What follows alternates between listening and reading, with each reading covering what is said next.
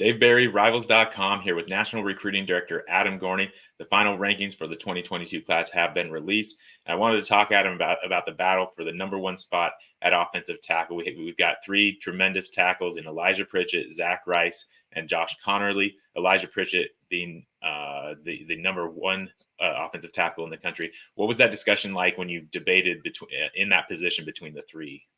Yeah, I was happy to be able to see all those guys and more at all-star events because you could really, see each one and see how they would perform at the highest level against the top competition. And really, this has been one of the most difficult years to figure out who's the number one offensive tackle in the 2022 class. To be completely honest, it's because some guys who sat at that number one spot for a while didn't back it up against elite competition.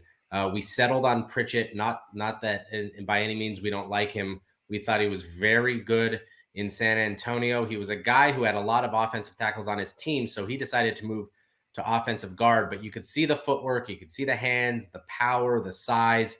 No bad weight at all.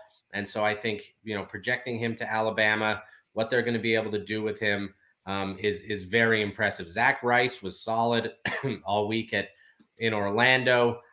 Didn't feel that we wanted to move him to number one, but he stays at that number two spot. Josh Connerly moves up to 5-star after being in San Antonio all week.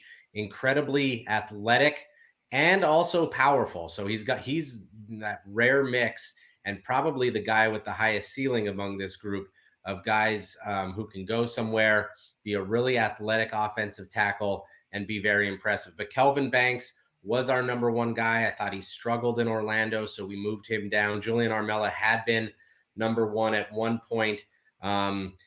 Struggles a little bit with power coming right at him.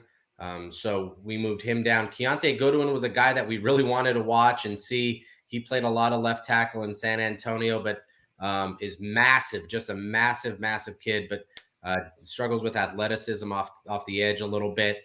So it was one of those years where you're not absolutely certain who should be number one, who should be number two, but you had to figure it out some way. I think we did, and I think we got the right guy at the top.